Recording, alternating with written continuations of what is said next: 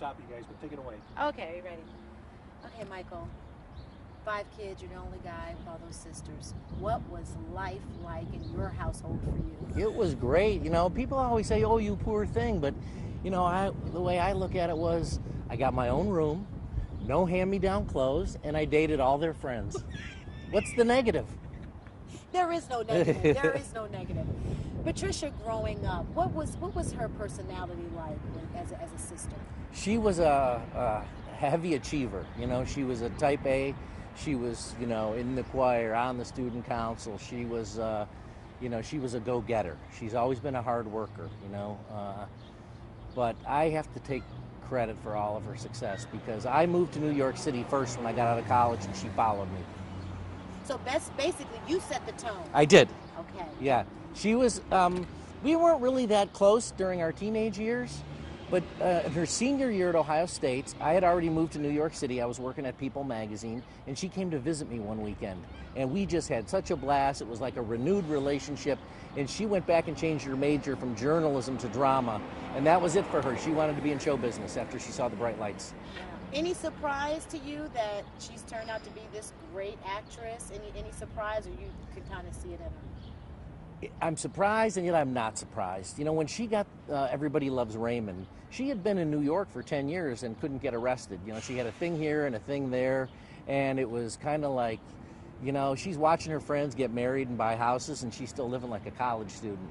And so she decided to take it to L.A., and almost instantly when she got to the West Coast, things started happening for her.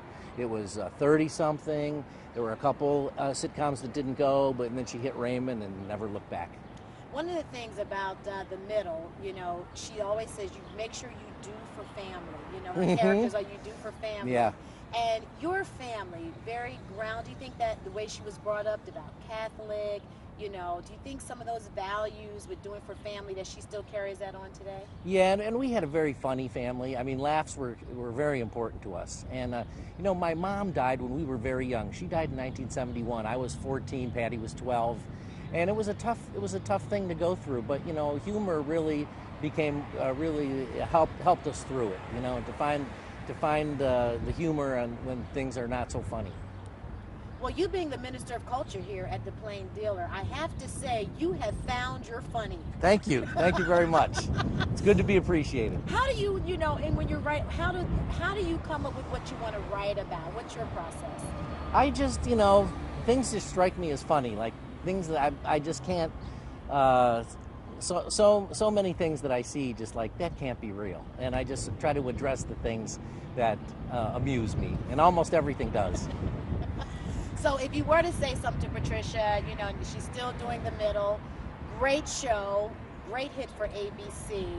As you reflect on just when you were kids and now you see her now, what would you say as you reflect on that? You know, I still can't get over turning on the TV and there she is, because, you know, Raymond is on like 3 times a day. So, you know, in airports, you're in a bar, where you look up at a TV and there she is. It's still pretty wild, you know. I have not become jaded to how cool it is. She's a cool sis. Yeah, yeah. She's my rich relation. That's great. I love it. That's good. That's good. She's my